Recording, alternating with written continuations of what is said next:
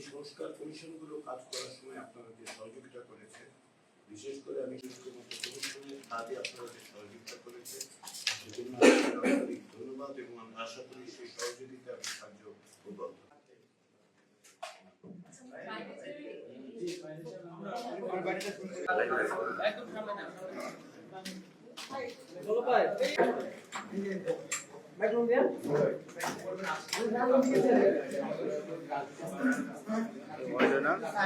রাজনৈতিক দলগুলোর সাথে আলোচনা। আপনারা জানেন যে আমরা রাজনৈতিক দলগুলোর কাছ থেকে মতামত চেয়েছিলাম, সেই মতামতের অধিকাংশ দলের কাছ থেকেই আমরা পেতে শুরু করেছি, পেয়েছি। বেশ কিছু দল আমাদেরকে ইতিমধ্যে দিয়েছে এবং তারই ভিত্তিতে আমরা বিভিন্ন রাজনৈতিক দলগুলোর সাথে যোগাযোগ করছি এবং আলোচনাগুলো শুরু করছি। আমাদের এই আলোচনার আজকের থেকে শুরু এবং আগামী কয়েকদিন অর্থাৎ ছুটির আগে পর্যন্ত, আপনারা সকলেই জানেন যে স্বাধীনতা দিবস এবং ঈদ উপলক্ষে ছুটি, বেশ কয়েকদিনের ছুটি থাকবে। তার আগেই আমরা অন্তত পক্ষে 4টি রাজনৈতিক দলের সঙ্গে আলোচনা শেষ করব, কিন্তু এই আলোচনা অব্যাহত থাকবে। ঈদের ছুটির পর আমরা আশা করছি যে 26শে মার্চ থেকে 7ই এপ্রিল পর্যন্ত যেহেতু ছুটি থাকবে, ওই সময়টাতে অফিস বন্ধ থাকার কারণে আমাদের এই রাজনৈতিক দলগুলোর সাথে যোগাযোগ থাকবে, কিন্তু আলোচনাগুলো আমরা 7ই এপ্রিলের পর শুরু করব। আমরা আশা করছি যে এই রাজনৈতিক দলগুলোর পক্ষ থেকে ইতিমধ্যে যে সমস্ত মতামত দেওয়া হয়েছে সেগুলো আমরা পর্যালোচনা করছি এবং আমরা আশা করছি যে বিভিন্ন বিষয়ে আমরা একমতের জায়গায় আসতে পারবো। এবং ইতিপূর্বে যে সমস্ত বক্তব্য আমরা রাজনৈতিক দলগুলোর কাছ থেকে শুনেছি তাতে এতে আশাবাদী হওয়ার কারণ যথেষ্ট রয়েছে। আমরা মনে করি যে এই বিষয়ে আমাদের সাথে অনানুষ্ঠানিক আলোচনায় যেসব মতামত পাওয়া গেছে, তারা জনসমক্ষে যেগুলো বলেছে সেগুলোতে আশাবাদী হওয়ার যথেষ্ট পরিমাণে কারণ। সবচেয়ে বড় কারণ দুটো। 1 নম্বর হচ্ছে রাজনৈতিক দলগুলোর মধ্যে সংস্কারের ব্যাপারে কোন রকম সংশয় দ্বিধা নেই। রাজনৈতিক দলগুলো চান যে এখনকার এই পরিস্থিতি সেটা থেকে অতিক্রম করা, সেটা থেকে বেরিয়ে আসার পথ হচ্ছে সংস্কার। এটা হচ্ছে দ্বিতীয় যেটা, সেটা হচ্ছে যে রাজনৈতিক দলগুলো এই সংস্কার প্রক্রিয়ায় অংশগ্রহণ করতে চান। তাদের দিক থেকে কোনোভাবেই কখনোই অসহযোগিতার তো প্রশ্নই ওঠে না। তারা সর্বাত্মক সহযোগিতা করছেন অব্যাহত রেখেছেন। ফলে এই দুটো কারণে আমি মনে করি যে অগ্রসর কতটা সময় লাগবে অনেক প্রশ্ন করছেন, সেটা নির্ভর করছে যে আলোচনাটা আমরা কিভাবে অগ্রসর হই। রাজনৈতিক দলগুলোর সাথে আলোচনার ক্ষেত্রে সেভাবে অগ্রসর পাওয়া যাবে, তাতে আমাদের লক্ষ্য সর্বোত্তম সময়। পাশাপাশি যেটা আমি বারবার উল্লেখ করি সেটা হচ্ছে জাতীয় ঐক্যমত্য কমিশনের সময়সীমা নির্ধারিত হয়েছে 15 জুলাই পর্যন্ত। আমরা এর মধ্যেই আমাদের কাজ সম্পাদন করতে চাই। আমরা আশা করছি যে তার আগে সেটা সম্ভব হবে এবং সম্ভব হবে। সময় আপনারা জানবেন আমরা যথেষ্ট স্বচ্ছতা অবলম্বন করতে নির্দেশন করবো। আপনারা জানেন কিভাবে আমরা অবশ্যই সেক্ষেত্রে আবারও আপনাদের সহযোগিতা করে প্রতিদিনই আমরা যে ব্রিফ করবো আপনাদের তা কিন্তু লাগবে স্পষ্ট করে। কারণ হচ্ছে আলোচনা আজকে একরকম আলোচনা, কালকে আবার একটু পরিবর্তিত হবে। যখনই আমরা একটা অবস্থার মধ্যে যাবো, একটা পরিস্থিতি যে আপনাদের জানানো যাবে, আমরা অবশ্যই আপনাদেরকে জানাবো যে কাজের অন্তর্ভুক্ত কি হচ্ছে। সেই কাজে আপনাদের সহযোগিতা পাবো সেটা আশা করছি। এবং দেশ জাতি এবং যখন তাকিয়ে আছে আপনাদের দিকে, আপনারা কিন্তু সঠিক সেই আশা করে সেই আপনাদেরকে সবাই আবার ধন্যবাদ। স্যার, সংস্কারের নির্বাচন এটা নিয়ে কথা হচ্ছে, আপনাদের কোনো চাপে আছেন কিনা? সংস্কার বিষয়ে কোনো চাপ আপনাদের আছে? আমাদের উপরে কোনো রকম চাপ নেই। আমরা কোনো রকম জাতীয় ঐক্যমত্য কমিশন কোনো রকম চাপের মধ্যে আমাদের যে দায়িত্ব দেওয়া হয়েছে সেটা স্মরণ করিয়ে দিই যে এই জাতীয় ঐক্যমত্য কমিশনের প্রধান সেক্ষেত্রে এরকম চাপের কোনো প্রশ্ন আসে আমি দেখতে পাই না। রাজনৈতিক দল অবশ্যই তারা বলবে, কিন্তু কমিশন হিসেবে আমাদের যে দায়িত্ব সে দায়িত্ব হচ্ছে যে কমিশনগুলো তৈরি হচ্ছে সংস্কার সুপারিশগুলি তুলে দেওয়া এবং তারই পরিপ্রেক্ষিতে তাদের সঙ্গে আলোচনা সে প্রক্রিয়াটা চলছে।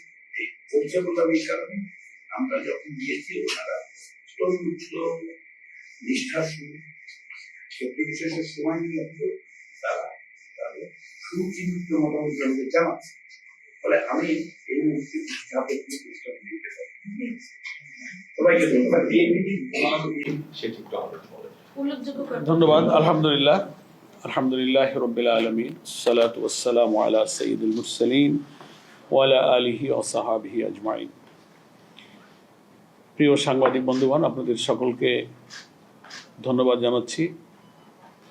আমরা জাতীয় ঐক্যমত্য কমিশনের এই সংসদ ভবনস্থ কার্যালয়ে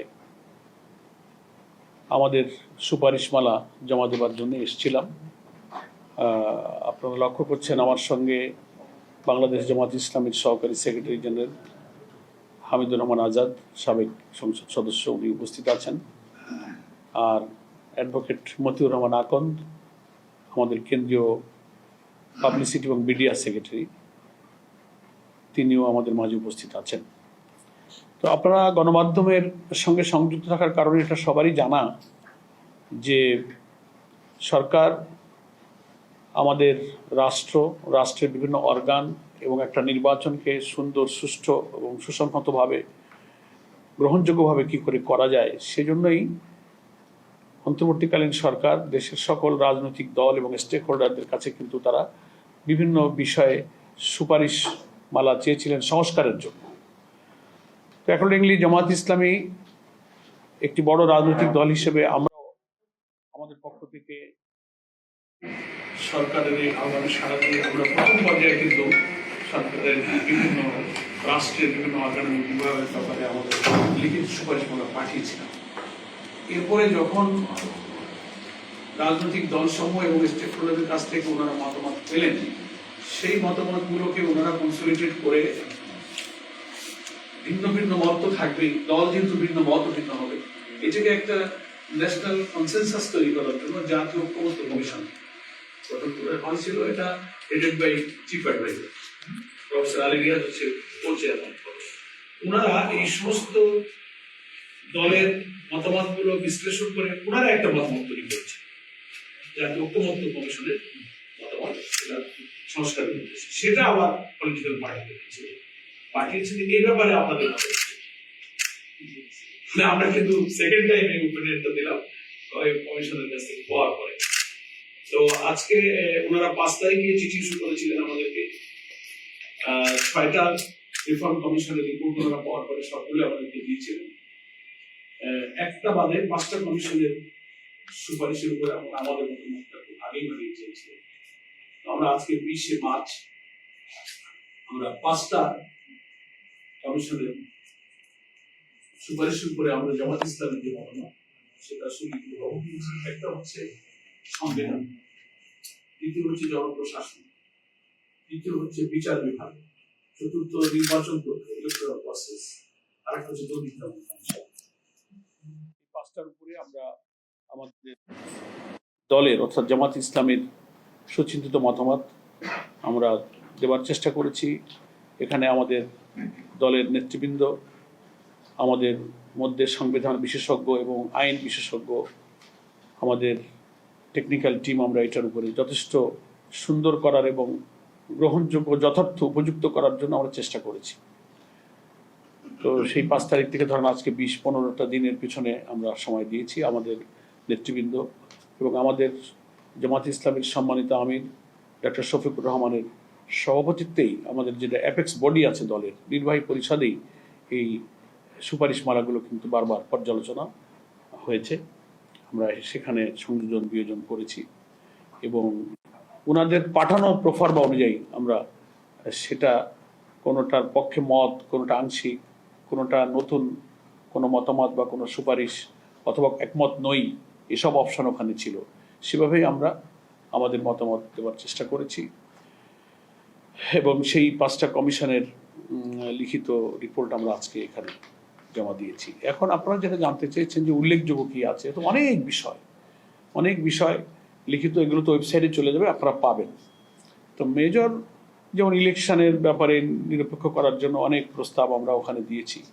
নির্বাচন কমিশনের যারা কর্মকর্তা কর্মচারী তারা অপেক্ষাকৃত নিরপেক্ষ প্রিজাইডিং পলিংয়ের ক্ষেত্রে যেন তারা দায়িত্ব পালন করতে পারেন, এসব কথা আমরা আগেও বলেছি।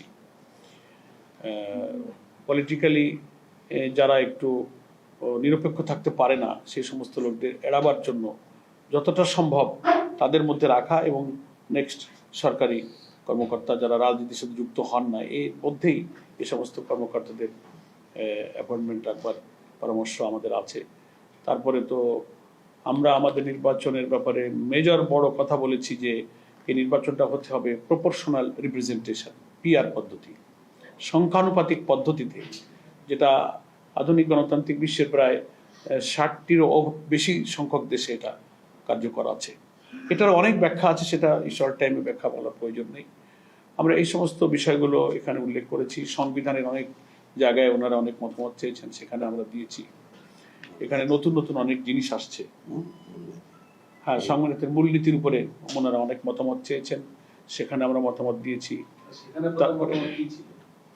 আচ্ছা, ওই এক একটা ইস্যুর উপরে এক এক ধরনের মতামত আছে।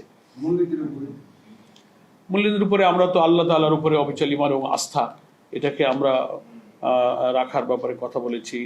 তারপরে ওখানে সংবিধানের মূলনীতিতে আরো যে সমস্ত বিষয়গুলো আছে, গণতন্ত্র, তারপরে অন্যান্য বিষয়গুলো আমরা সাম্য, মানবিক মর্যাদা, সামাজিক সুবিচার, এসব প্রসঙ্গগুলো আমরা বহাল রেখেছি। আর কিছু কিছু জায়গায় আমরা আমাদের পরামর্শ ওখানে আমরা দিয়েছি। এবং ওনাদের সুপারিশের মধ্যে ন্যাশনাল কনস্টিটিউশনাল কাউন্সিল নামে একটা প্রসঙ্গ এসেছে, সেখানেও আমরা সম্পূর্ণ একমত হইনি, সেখানেও আমরা কিছু মন্তব্য সহকারে আমরা সেখানে এই সাংবিধানিক কাউন্সিলের ব্যাপারে আমরা মতামত দিয়েছি।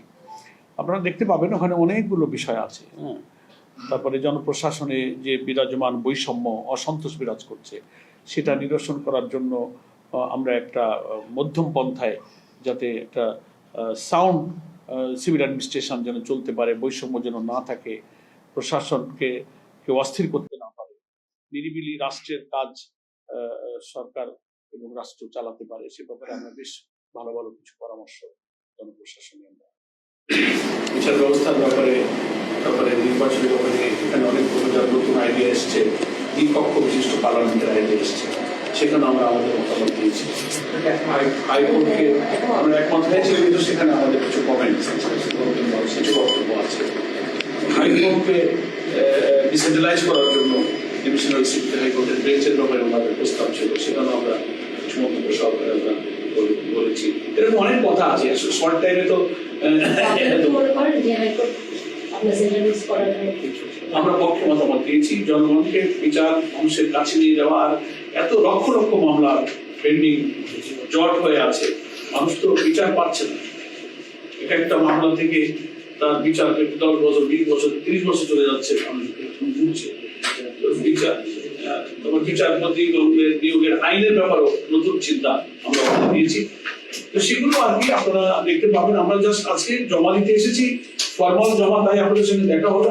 এবং বাংলাদেশ জামাত ইসলামী চায় একটি অবাধ, নিরপেক্ষ, গ্রহণযোগ্য নির্বাচন। সেই জন্য আমরা সরকারের এই সংস্কারমূলক কাজে কিন্তু সহযোগিতা করছি, এটা হচ্ছে বড় কথা। এবং সেই সংস্কারমূলক কাজে উনি প্রফেসর আলী রিয়াদ সাহেব বলছেন, এবং উনি তো বললেন যে এটা একটা টাফ জব, যে সব দলকে একটা ব্যাপারে একমত করা কিন্তু কঠিন একটা জব ওনারা দিয়েছেন। এ ব্যাপারে আমরা ওনাদের আমরা না এটার মধ্যে প্রসঙ্গ ছিল না। পলিটিক্যাল বিষয়গুলো পলিটিক্যাল মর্যাদা, রাজনৈতিক ভাবে আমরা কথা বলি, এটা সাথে রিলেটেড বিষয় নয়। তো আমরা সরকারকে সংস্কার, অন্তত নির্বাচন নিরপেক্ষ করে একটা সুন্দর রাষ্ট্রপতি, প্রধানমন্ত্রী, সাংবিধানিকভাবে কাঠামো উন্নতি, যে সমস্ত দর্শন ছিল, ক্ষমতার ভারসাম্য ছিল, এগুলোকে ফিরিয়ে আনার ব্যাপারে আমরা খুব সমর্থিত করে ভালো কিছু করা উচিত। সংবিধানের 70 নম্বর হচ্ছে কি আমরা মতামত দিয়েছি, আমরা রাখার পক্ষে বলেছি, কিন্তু সেখানে আমাদের খুব ব্যাখ্যা আছে।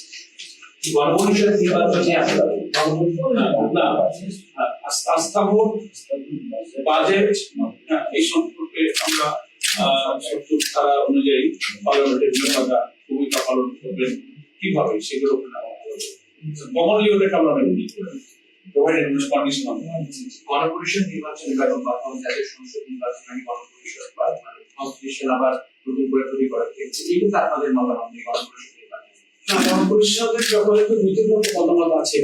আমরা গণপরিষদটা প্রয়োজন হয় একটা দেশে একটা নতুন সংবিধান প্রয়োজন হলে একটা কনস্টিটিউটিভ কাউন্সিল গঠন করা হয় গণপরিষদ। সেই কাজটা অনেক সময় পার্লামেন্টও করতে পারে, গণপরিষদ হতে পারে, সবটাই সুযোগ সেখানে আছে। তো আমরা এগুলোকে সম্মিলিত করে আমরা মনে করেছি যে আমাদের তো একটা পার্লামেন্ট এখন বিদ্যমান আছে, এক একটা দল নতুন গঠিত হলে তাদের নতুন কিছু কর্মনীতি কর্মসূচি পলিসি থাকতে প্রদর্শনের বিষয়। সেই ব্যাপারে আমরা আমাদের কিছু মতামত দিয়েছি, গণভোটের ব্যাপারে আমরা আমাদের মতামত দিয়েছি।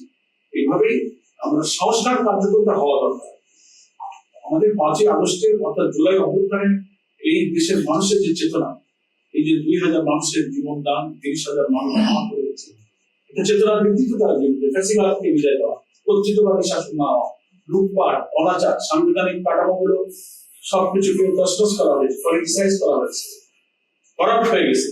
এইগুলোকে সুন্দর করে সাজাবার জন্য আমাদের কিন্তু একটা জাতীয় ঐক্যমত্য আছে, স্বাধীনতা, সার্বভৌমত্ব, আমাদের গণতন্ত্র, আমাদের দুর্নীতি বিরোধী যে দৃষ্টিভঙ্গি, এইসব যে জাতীয় ঐক্যমত্যের কমন ইস্যুগুলোতে আমরা যেন এক পাল্লায় যেতে পারি, আমাদের মতামত করে সেই চেতনায় আপনারা কি জাতীয় নির্বাচনের কাছে গণপরিষদের পক্ষে চান? না, আমরা সেভাবে আচ্ছা, মৌলিকদের ধর্মনিরপেক্ষতা আছে, সেখানে আপনাদের অবস্থান কি আছে?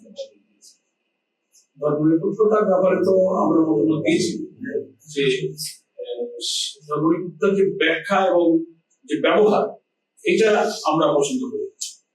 আপনারা কি বলেছেন না, আমরা ওখানে লিখিতভাবে বলেছি, দেখবেন আমার মতো ডিটেইলস কথা তো আর এখানে আলোচনার পর আমরা নির্বাচনের জমা দেওয়া আছে, নির্বাচনের সময় একটা বিকল্প আছে, ছোট প্যাকেজ চলে ডিসেম্বর, বড় প্যাকেজ।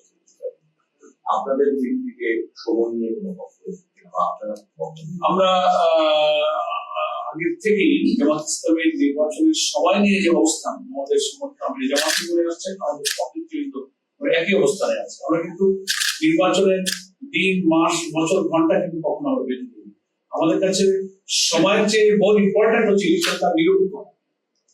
ইলেকশনটা 14, 18, 24-এর মধ্যে ইলেকশন যদি আবার হয়, তো সে 6 মাস না 2 বছর 5 বছর ধরে এগুলো তো কোনো লাভ নেই।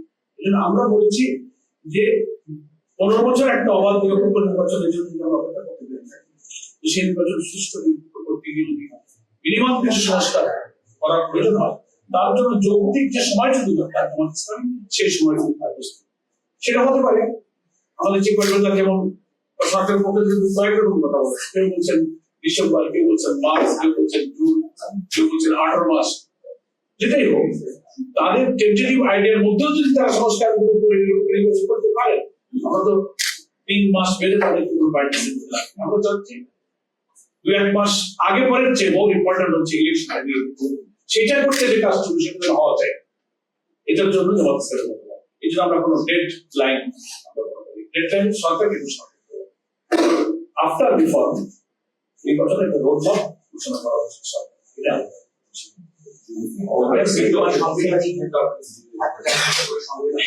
না, সংবিধান অনেক সংশোধন অনেক সংবিধানের পরিবর্তন চাই।